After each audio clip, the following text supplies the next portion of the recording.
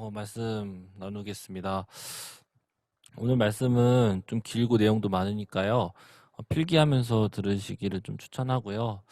오늘 본문은 제가 아니고 우리 임다혜 목사님께서 읽어 주시겠습니다. 네, 성경 봉독하겠습니다. 네, 말씀 읽겠습니다. 누가복음 12장 13절에서 34절 말씀입니다.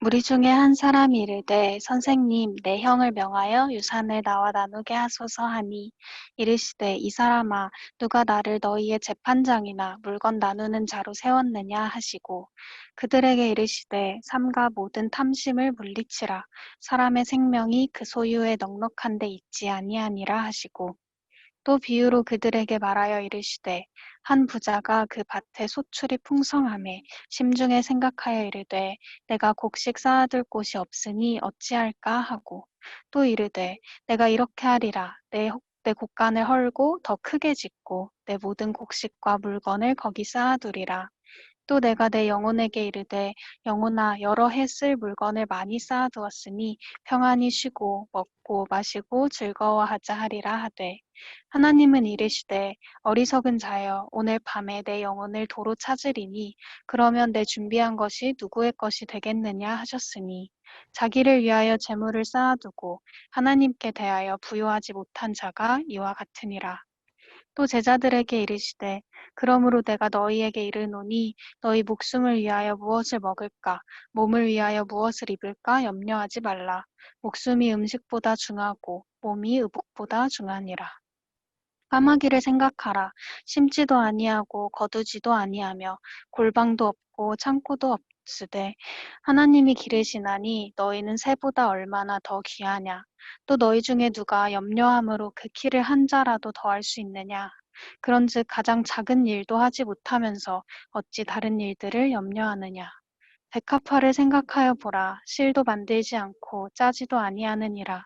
그러나 내가 너희에게 말하노니 솔로몬의 모든 영광으로도 입은 것이 이 꽃 하나만큼 훌륭하지 못하였느니라. 오늘 있다가 내일 아궁이에 던져지는 들풀도 하나님이 이렇게 입히시거든 하물며 너희일까 보냐 믿음이 작은 자들아. 너희는 무엇을 먹을까, 무엇을 마실까 하여 구하지 말며 근심하지도 말라. 이 모든 것은 세상 백성들이 구하는 것이라.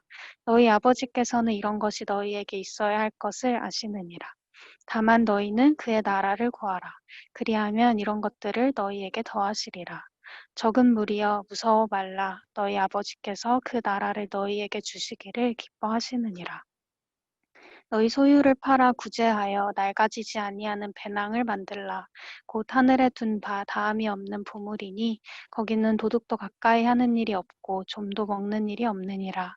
너희 보물 있는 곳에는 너희 마음도 있으리라. 아멘. 네, 잠깐 제가 기도하고 시작하겠습니다. 살아계신 아버지 하나님, 이 시간 말씀을 나눕니다. 성령께서 함께 하시고 참여하는 모든 지체들의 마음 가운데 성령께서 감동 감화하셔서 필요한 음성을 듣고 또 순종하며 나아가는 그러한 시간, 의지로 결단하는 그런 시간 될 수 있기로 나오니 주여 함께하여 주시고 또 전하는 저 입술을 주장하여 주시옵소서. 함께 하실 줄 믿습니다. 감사드리며 예수님의 이름으로 기도드렸습니다. 아멘. 네, 오늘 말씀은 한 사람이 예수님 앞에 나오면서 시작됩니다. 형과 유산을 공정하게 분배해달라는 요구를 예수님께 하죠. 이 요구를 들으신 예수님은 이 한 사람의 탐심을 지적하십니다. 한 부자의 비유를 들어 탐심에 대한 확인 사살을 또 하시죠. 그리고 이어 소유에 의지하는 삶이 아닌 하나님을 의지하는 삶이 무엇인지 자세하게 가르쳐 주시고 권면하십니다. 네, 오늘 말씀이 좀 길어서요. 한 절 한 절 자세히 살피지 못하지만 큰 맥락이 이런 흐름이다라는 걸 기억하면서 들으면 좋겠습니다. 네, 오늘 말씀에 처음 등장하는 인물을 좀 살펴보면서 말씀을 시작하고자 합니다. 구약 성경이죠. 민수기와 신명기에 기록된 율법을 보면요. 이미 부모의 유산을 상속받는 법이 명시되어져 있습니다. 그런데 오늘 본문의 이 한 사람은 무리에 둘러싸여 있는 예수님께 나와 형에게 명하여서 유산을 나와 나누게 하소서라는 요구를 하죠. 13절 말씀인데요. 제가 읽겠습니다. 무리 중에 한 사람이 이르되 선생님 내 형을 명하여 유산을 나와 나누게 하소서. 아멘. 아마 잠시만요. 넘겨주세요. 13절. 네, 아마 수많은 사람들 앞에서 공개적으로 이러한 요구를 한 것으로 미루어 볼 때 분명히 한 사람은 형으로부터 억울한 일을 당한 것으로 좀 보여집니다. 내가 받아야 할 유산의 목, 즉 나의 정당한 권리가 침해받은 상황임을 짐작해 볼 수 있는 것이죠. 이런 율법에 근거한 정당한 권리가 아니었을 수도 있을 것 같긴 합니다. 만약 이 사람이 형보다 적게 유산을 상속받는 것에 대한 문제의식을 평소에 갖고 있었다면 예수님의 이 율법을 넘어서는 이런 진보적 가르침에 자신감을 얻어서 나와 자신의 권리를 주장하고 있는 것일 수도 있겠죠. 어찌되었든 유산을 나누어 달라는 이 한 사람의 요구가 율법에 근거했는지 혹은 율법을 벗어나는 요구였는지는 확실히는 알 수 없습니다. 하지만 분명한 것은 이렇게 많은 사람들 앞에서 이 문제를 가지고 나온 것으로 미루어 보아 정당한 자신의 권리라고 생각한 바를 예수님께 요구하고 있다. 이것은 분명한 것이죠. 분명해 보입니다. 자신의 정당한 권리에 대한 맥락은 오늘 본문 16절부터 20절에 등장하는 한 부자의 비유에서도 등장합니다. 자신의 땅에서 풍성한 소출을 자신의 곡간들을 다시 허물고 더 큰 곡간들을 지어서 저장하려는 것, 그리고 그로 인해 생겨난 여유로 평안을 누리고 즐기는 것, 이것은요 매우 자연스럽고 땅을 소유한 한 부자의 정당한 권리라고도 할 수 있겠죠. 그런데 오늘 이 한 사람에게 하시는 말씀과 한 부자의 비유에서 말씀하시는 것을 미루어 볼 때 우리는 예수님께서 어떠한 정당한 권리보다 그 권리에 감춰져 있는 마음의 중심에 관심이 있으시다는 것을 알 수 있습니다. 실제 본문의 한 사람과 비유에 등장한 한 부자의 정당한 권리에 감추어져 있던 마음의 탐심, 이웃을 향한 무정함, 이걸 지적하시죠. 성경은 분명 개인의 권리에 대해서 인정하고 보장합니다. 이를 잘 보여주는 게 율법이죠. 율법을 통해 개인이 공동체 안에서 불이익을 당하지 않도록 권리가 보장되었다는 것입니다.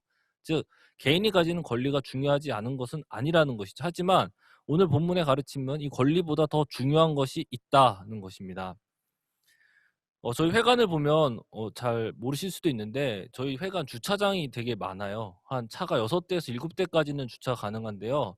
아시다시피 회관 근처는 좁죠. 골목이 좁고 주차 공간이 많지 않습니다. 그러다 보니 간혹 주변에 사시는 분들이 회관의 주차장에 주차를 할 때가 있습니다. 이제 아침에 출근을 하죠, 제가. 스타렉스가 차가 크다 보니까 제가 스타렉스 사진 저희 건 아닌데요. 이 스타렉스를 이렇게 몰고 오죠. 이 골목을 기어 올라옵니다. 주차가 힘들어요. 근데 회관 앞에 이미 자리에 누가 차를 대놓은 거예요. 주차를 시도하다 도저히 안 돼서 이제 주차된 차주에게 전화를 걸어서 빼달라고 연락을 합니다. 뭐 한두 번이야 그럴 수 있다고 생각했는데 매주 같은 시간에 매번 이런 스트레스를 한 2-3주 연속으로 받은 거예요. 어느 날 하루는 너무 짜증이 나는 겁니다. 그래서 가뜩이나 익숙한 차인데 이번엔 번호도 숨겨 놨어요. 매번 아침에 귀찮게 전화를 하니까 숨겨 놨다는 판단까지 딱 쓰는 거예요. 더 괘씸한 거죠.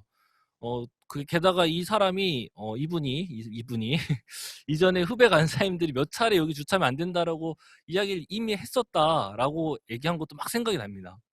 그 아침의 시간에 웬만하면 다른 주차 장소를 찾아서 되겠지만 '이거 도저히 안 되겠다. 이번 기회에 뿌리를 뽑겠다.' 이런 마음을 먹었습니다. 그래서 전화번호가 없지만 전주에 이렇게 전화 걸었던 번호를 막 찾아서 전화를 걸었습니다. 아마 되게 놀랐겠죠. 그리고 그분이 나왔습니다. 익숙한 얼굴입니다. 어 이제 제가 쏘아 붙입니다. "아니 제가 여기 대시면 안 된다고 말씀드렸잖아요. 전화번호도 없이 이렇게 차를 대놓으면 어떡합니까?" 이렇게 막 퉁명스럽고 짜증 섞인 말투로 다시는 이곳에 차를 대고 싶은 마음이 들지 않도록 말을 건넸습니다. 이렇게 말을 하고 났더니 다시는 차를 대지 않으십니다. 그런데 이게 시간이 지나고 좀 후회가 되기 시작합니다. 뭔가 이웃 사랑을 실천할 수 있는 상황이었다는 생각도 막 들어요. 사랑까지는 아니더라도 조금만 참고 착하게 이야기할 수 있었는데 뭔가 교회 공동체긴 한데 여기가 뭔가 비춰지는 모습이 '나 때문에?'라는 생각이 막 드는 거죠. 막 아쉬움에 스스로 막 약간 낙담했던 것이 있습니다. 이런 거죠. 내가 주차해야 되는 자리에 대한 권리가 계속해서 침해를 받은 거예요. 자연스럽게 이러한 부당함에 분노하고 '나는 화를 내도 된다.'라고 생각을 했다는 것이죠. 그러나 내게 이렇게 주어진 권리를 내세워서 화를 내는 것, 죄를 짓는 것, 나의 이기심을 합리화하는 것은 옳지 않은 거로구나. 이것을 좀 깨달을 수 있었던 시간들입니다. 이것이 참 오늘 본문의 가르침과 맥을 같이 한다는 생각이 듭니다. 지금 제가 강조하는 건요. 약자의 권리가 중요하지 않다는 말이 전혀 아닙니다. 사회적으로 소외되고 도움이 필요한 자들을 보호하고 돌보는 것은 우리 그리스도인들의 사명이죠. 제가 지금 강조하는 것은 이 권리라는 이름 아래서 권리 아래서 나의 탐심, 나의 자존심, 나의 어떤 무정함과 이기적인 마음들을 합리화하기가 너무 쉽고 우리는 그것들을 경계하는 영성을 가져야 된다는 것입니다. 실제 나에게 맡겨진 물질과 시간에 대한 권리는 나에게 있는 거죠. 그런데 이 권리가 주변의 물질의 부족으로 고통받고 힘들어하는 이웃들을 향한 무정함을 합리화할 수 없다라는 것입니다.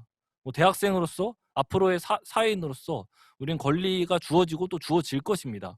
그런데 이 권리가 다른 사람들을 무시하고 나의 의를 드러내는 혹은 교만해도 된다는 논리가 되고 어떤 삶의 기반이 될 수 없다라는 것이죠. 공동체 일원으로서 권리가 있습니다. 하지만 이 권리가 공동체를 욕을 하거나 다른 지체들을 정죄하고 판단해도 되는 권한이 아닌 것이죠. 나아가 나의 권리로 공동체의 권위를 무시하고 불순종해도 되는 것이 아니라는 것입니다. 사무엘상 16장 7절 하반절 말씀 제가 읽겠습니다. 내가 보는 것은 사람과 같지 아니하니 사람은 외모를 보거니와 나 여호와는 중심을 보느니라 하시더라. 아멘. 그렇습니다. 사람들이 신경을 쓰고 관심을 갖는 건 외모입니다. 표면적인 것입니다. 얼마나 큰 영향력, 권리를 가지고 있는가가 중요합니다. 하지만 하나님은 이와 같이 사람의 표면적인 모습이 아닌 그 마음의 중심이 어떠한가를 살핀다라고 우리에게 말씀해주고 있습니다. 그렇게 우리가 집중하며 바라봐야 되는 것은 내 권리가 아니라 나의 중심이 어떠한가를 먼저 살펴야 하는 것입니다. 좋습니다. 표면적인 권리가 아닌 이면의 중심을 중요하게 여겨야 된다. 이 얘기를 한 것이죠. 그런데 이것을 계속 강조하다 보면 애매한 부분이 생겨납니다. 그렇다면 정당한 권리는 무엇인가? 어느 정도의 권리가 적당한 것인가라는 문제이죠. 이렇게 중심 어떤 이면적인 중심을 강조하다 보면 당연히 권리를 포기하게 되는 경우가 많게 되고 이런 어떤 흐름은 정말 제자로서의 삶은 이와 같이 나의 권리 따위는 무의미하고 그냥 남들에게 다 퍼주기만 하는 삶, 어떤 소유에 대한 강박적인 삶을 살아야만 한다는 말인가? 라는 의문이 든다는 것이죠. 13절부터 시작된 가르침이 오늘 본문에 13절부터 시작된 가르침이 20절까지의 가르침으로 끝난다면 우리는 지금까지 말한 거 그러니까 중심을 지키는 삶 그렇게 표면적인 것은 모두가 무가치하며 모든 권리를 내려놓는 무소유의 삶을 살라는 가르침으로 분명히 보여지기는 합니다. 하지만 예수님의 가르침은 20절로 끝나지 않습니다. 21절 이후로 가르침이 이어집니다. 21절로 이어지는 예수님의 가르침은 모든 권리를 포기해야 한다는 어떤 강박적 가르침이 아니라는 것을 우리는 살필 수 있는데요. 21절 이후에 나타난 예수님의 가르침은 정체성, 가치관, 세계관 이런 것과 관련된 말씀을 하시는 것을 살필 수 있습니다. 살펴보면 유한한 이 세상의 시스템의 가치는 어떤 이 세속적인 세계관의 가치는 삶이 아니라 무한하고 영원한 하나님의 나라의 삶을 살라는 것을 가르쳐주고 계신다는 것을 알 수 있습니다.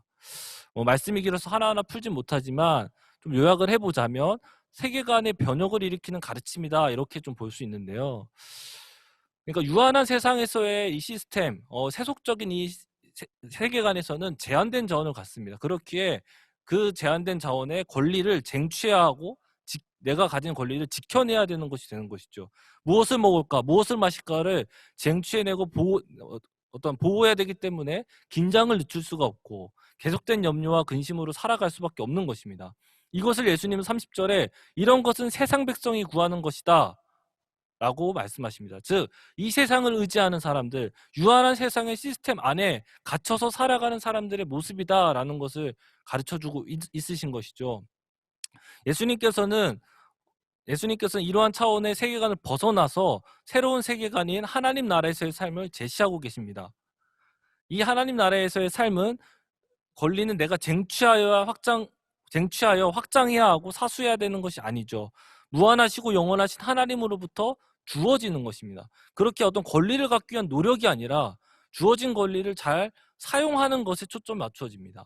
이것을 잘 보여주는 말씀이 30절 하반절과 31절 말씀인데요. 제가 읽겠습니다. 너희 아버지께서는 이런 것이 너에게 있어야 할 것을 아시느니라. 다만 너희는 그의 나라를 구하라. 그리하면 이런 것들을 너에게 더하시리라. 아멘. 즉 하나님의 나라, 하나님의 통치가 이 땅에 실현되는 일에 내게 주어진 권리들이죠. 물질, 나의 힘, 어떤 능력, 시간, 관계 등등 이런 것들을 활용하고 사용하는 것에 힘을 쓰는 거라는 것이죠. 그러할 때 필요한 모든 권리가 보장될 것이다. 이것을 예수님은 약속하고 계십니다. 1학기 오픈 예배 때 해몽님이 들어주셨던 물탱크 비유를 좀 생각해보면 될 것 같습니다. 네, 짠. 네. 하나님의 자녀가 된다는 것, 그 나라를 살아간다는 건요, 이미 하나님으로부터 공급이 약속된 상태라는 것입니다. 그렇게 내가 이것을 어디에 쏟아부을 것인지, 어디에 이것을 활용할 것이며 이 생명을 주어진 생명을 나눌 것인지가 중요해지는 것이죠. 그런데 이 약속이 있음에도, 이 하나님과 연결됨이 이루어졌음에도 계속해서 내가 가진 것을 계산하고 어떻게 하면 더 가지게 될 것인가, 물의 양이 얼마나 남았지, 이것을 걱정하고 염려하는 삶을 사는 것은 상당히 어리석은 삶이라는 것이죠. 즉, 어느 수준의 권리가 적당한 권리다, 어느 정도의 권리까지는 괜찮다, 이런 차원의 가르침이 아니라는 것입니다. 오늘 말씀을 통해서 예수님은 권리에 대한 개념을 세속적인 가치관과 어떤 세계관에서가 아니라 하나님 나라의 가치관과 세계 안에서 새롭게 바라보는, 그러니까 재정립해 주시는 것이라는 것을 알 수 있죠. 즉, 저 같은 경우는 아까 그 주차장에서 그 자리에서 어떤 세속적 세계관에서는 마땅히 나의 권리를 주장하는 게 맞는 겁니다. 화를 내고 몰아붙이는 것이 자연스러운 것이고 필요한 일인 것이죠.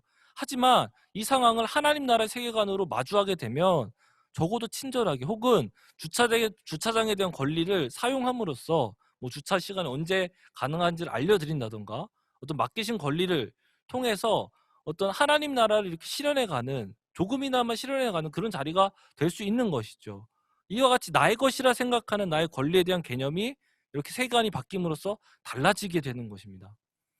나에게 주어진 젊음이라는 권리가 있죠. 이것은 세속적 세계관 안에서는 어떻게든 이 청년의 때에 더 많은 것들을 나에게 축적시킬까를 고민해야 되고, 이 젊음을 즐겨야 마땅한 것이죠. 하지만 하나님 나라의 세계관을 갖게 될 때 어떻게 이 나의 젊음을 이 캠퍼스에 이르시는 하나님 나라에 쓰임받을 수 있을까를 고민하고 그 일에 헌신하는 삶을 사는 것을 말합니다. 직업 선택을 함에 있어서도 세속적인 가치관에서는, 세계관에서는 높은 연봉, 어떤 나에게 좋은 복지, 나에게 안정감을 극대화해 줄 수 있는 요소들이 무엇인지가 되게 중요해지죠. 나의 권리를 어떻게든 더 확보해야 되는 것입니다. 하지만 하나님의 나라의 세계관을 가질 때 우리는 하나님 나라의 비전이 보이는 자리, 이 시대에 연약하고 고통받는 자들을 섬기는 일에, 나의 생명이 아닌 이웃의 생명을 살리는 일에 순종함으로 나아가기를 결단하게 되는 것입니다. 내게 허락하신 관계들에 있어서도 세속적 세계관 안에서는 즐거움과 행복을 극대치로 누릴 수 있을까를 고민하고 그것을 누려야만 하는 것이죠.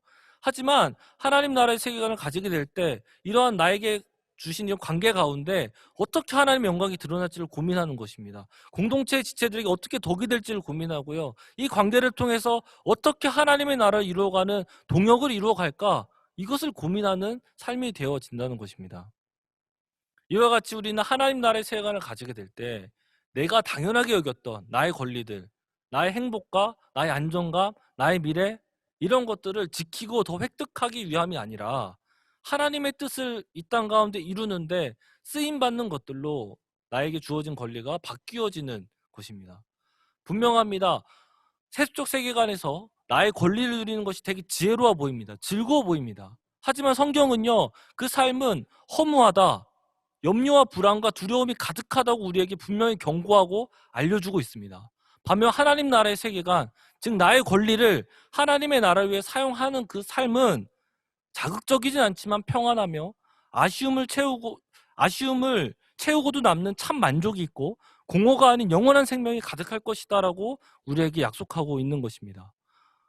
그렇게 하나님 나라 세계관으로서의 삶을 살아내는 저와 여러분이 되면 참 좋겠습니다. 그렇게 우리가 힘써야 되는 것은 이 세계관의 싸움에 익숙해지는 것입니다. 그리고 그 싸움에서 승리하는 것입니다. 그 승리에 익숙해지는 것이겠죠. 다시 말하면 이 하나님 나라의 세계관을 나의 삶에 적극적으로 가져와서 작동시키는 것을 말하는데요. 28절을 보죠. 예수님은 제자들에게 이렇게 말씀하십니다. 오늘 있다가 내일 아궁이에 던져지는 들풀도 하나님이 이렇게 입히시거든 하물며 너일까 보냐 믿음이 작은 자들아. 여기서 믿음이 작다는 건요, 믿음이 없다는 말이 아닙니다. 믿음은 있지만 부족하다는 말씀인데요. 조직 신학에서 믿음이라는 것은 기독교적인 이 세계관을 담는 그릇으로 이야기를 합니다. 그러니까 위에 예시죠. 아까 그 임다혜 목사님 나왔던 그 예시, 그 물탱크 비유를 좀 이어서 생각해 보자면 그런 거죠. 하나님과 연결되며 그것으로 인해서 살아가는 그 시스템을 믿음이라고 이야기한다는 겁니다. 즉 다시 말하면 지금 이 가르침을 듣는 제자들에게는 이미 믿음이 주어져 있다는 것입니다. 이러한 삶을 살아갈 수 있는 시스템, 즉 하나님의 은혜를 받는 자녀로서의 연결됨이 이미 형성되어 있다라는 것이죠. 그런데 믿음이 적은 자라는 것은 뭐냐? 이 하나님의 세계관이 작동되어지는 빈도, 이 시스템이 활성화되어지는 빈도가 상당히 간헐적이다, 부분적이다라는 것이죠. 실제 24절부터 29절 말씀을 보면요. 까마귀, 백합화, 내일 아궁이에 던져질 들풀들을 예로 드십니다. 그죠? 이걸 드시면서 제자들의 믿음을 도우시는데요. 이것은요, 당시 팔레스타인 지역에서 흔히 볼 수 있는 일상에서 마주치는 것들입니다. 지금 뭐냐면 예수님께서는 지금 이 나라, 이 하나님 나라의 세계관이 이미 작동하고 있다. 이 세상 안에서 이미 이렇게 작동하고 있다는 것을 일상에서 제자들이 살필 수 있도록 강조하고 계시고 알려주고 계신 거죠.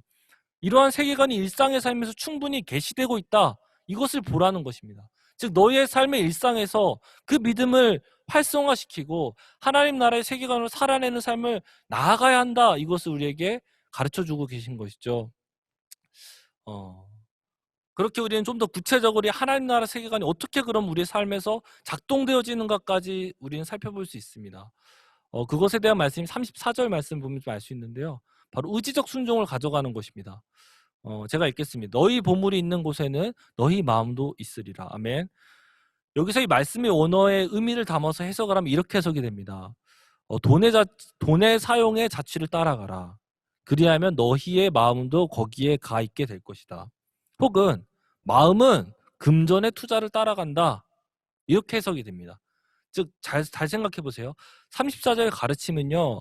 마음이 먼저가 아니라는 걸 강조하고 있죠. 마음은 뒤따라오는 것이고 내 의지로 나아가는 것이 먼저다. 즉 나의 의지적인 삶이 곧 나의 삶이 된다. 이것을 가르쳐주고 계신 것입니다. 즉 하나님 나라의 세계관이 나의 삶에 작동하고 살아내지는 것은요. 내 마음이죠. 어떤 나의 감정, 나의 상태 여기에 달려있는 것이 아니라는 것입니다. 하나님의 나라를 이루고자 하는 의지적인 순종에 달려있다. 이것을 우리는 배울 수 있는 것이죠. 이거 쉽게 설명해 보자면 우리 해몽님의 물탱크를 이거 제가 그린 겁니다, 여러분. 우리 해몽님의 그 물탱크를 비율을 생각해 보면 이 물이 고여 있지 않고 계속해서 흘러가도록 하는 거예요. 이 빨간 점 보이시죠? 제가 그린 거예요, 이거. 좀 더 정확하게 이야기하면 위에 꼭지에서 흘러내리는 물은요, 은혜의 영역이에요. 내가 어떻게 할 수 있는 게 아니에요. 하나님께서 채워주시기로 약속한 영역이라는 거예요. 그럼 내가 감당해야 되는 건 뭐냐? 이 밑에 부분이라는 거죠. 내가 흘려보내야 될 것들을 막아서지 않는 것. 내게 주어진 것들을 맡겨진 자리에 흘려보내며 나를 비워내고 그 생명을 전하는 의지적인 순종, 이것이 중요하다는 것입니다. 여러분, 물이 흐르지 않고 멈춰 있으면 내 안에 물이 들어있음이 확인되지 않아요. 느껴지지 않습니다. 물이 흐를 때 그 물통은 내 안에 물이 있음을 알고 인식할 수 있는 겁니다. 우리가 신앙생활을 하면서 은혜가 없고 메마른 신앙생활이 되어지는 것, 그렇게 느끼는 것은 바로 여기에 있습니다. 하나님 은혜가 없습니까? 계시가 없습니까? 아닙니다. 하나님의 은혜는 이미 우리 시대에 가득합니다. 하나님의 말씀은요, 차고 넘쳐요. 마음만 먹으면 말씀을 얼마든지 들을 수 있고요. 마음만 먹으면 성도와 교제가 얼마든지 가능합니다. 물론 코로나 때문에 제한이 있지만. 그럼에도 이 은혜들이 은혜로 인식되지 못하고 형식화되고 화석화되어 가고 있다면 문제는 고여 있다는 겁니다.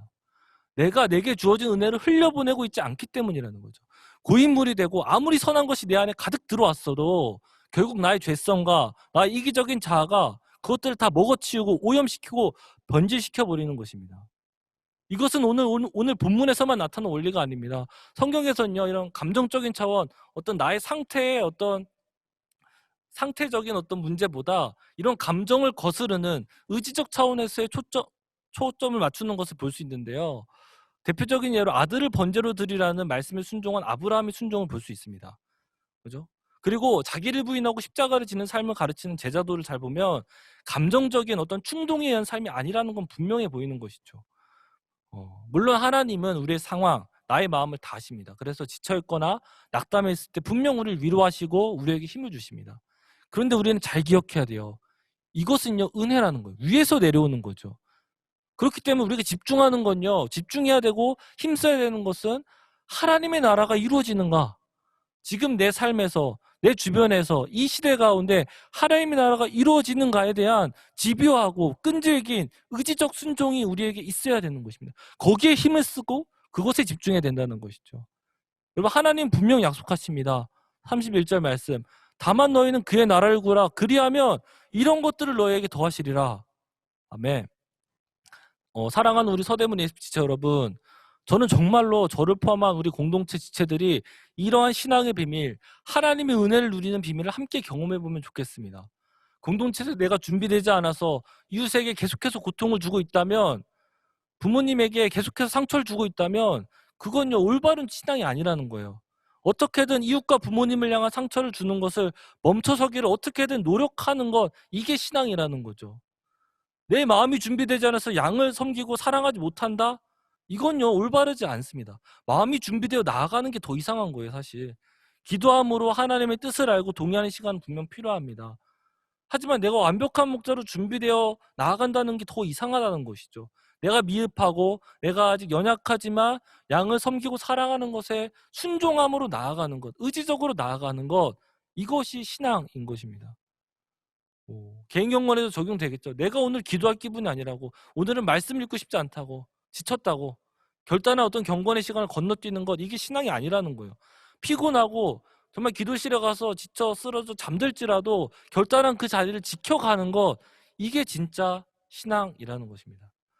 네, 말씀을 마치겠는데요. 좀 빠르게 지났는데 정리하면서 좀 마치겠습니다. 우리가 가진 권리죠. 이 권리에 숨겨진 나의 탐심, 이기심, 무정함, 나의 의, 이것들이 어떤 나의 권리로 합리화될 수 없다. 이것을 우리는 배웠습니다. 그리고 우리는 권리를 지키고 권리를 확장하기 위한 어떤 세속적 세계관에 속한 자가 아니라 주어진 권리를 활용하고 사용함으로 하나님의 나라를 이루어가는, 하나님 나라의 세계관에 속한 자다라는 걸 배웠죠.